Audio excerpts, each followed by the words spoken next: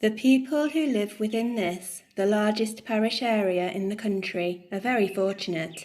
It has everything: moors, forests, arable land, grass fields stretching as far as the eye can see, reservoirs, rivers, streams, ancient bridges, character villages, country manor houses, farms dating back to pre-Elizabethan times, cottages scattered across the parish, many hundreds of years old, winding single-track lanes that sometimes change their names 3 or more times along their length.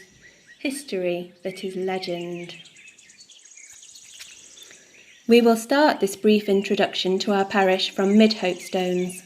This outstanding village was made a conservation area in 1976, a farming hamlet bordering the Peak District, with a high proportion of manorial, ecclesiastical and agricultural buildings, lies unspoilt, with a slowly rising roadway passing the Potter's Well.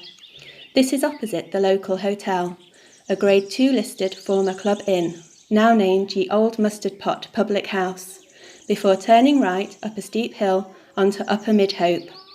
As you climb the hill, you pass St James's Church, an iconic listed building dating from 1360, still regularly attended by residents. Bradfield Parish Council sponsor the September Well Blessing service here, which dates back to the 11th century.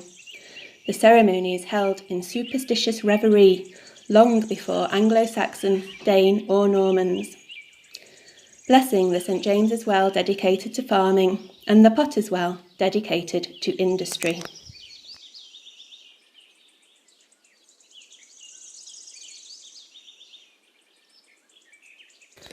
Returning to the A616 towards Sheffield, you turn right to go through Stocksbridge, our nearest parish neighbour, turning right again to Manchester Road and into Wharncliffe Side village, a village which had its name handed down from the making of corn milling stones, Wharncliffe, occupying a pleasant valley since the Roman Britons. Walter Scott, after his 1819 stay at the High Lodge on top of the crags, the wild forested rocks on the north of the village, was moved to write the opening lines of his epic story, Ivanhoe.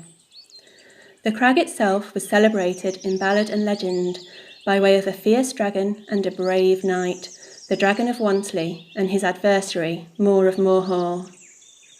The work ethic of Wharncliffe Side included farming, the small forge, and the small cutlery finishing shops.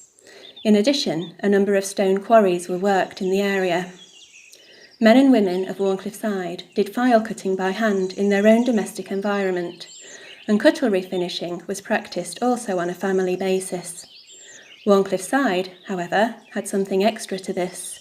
A medium-sized factory stood at the southern entrance to the valley, and it was called Spring Grove Mill, the paper mill.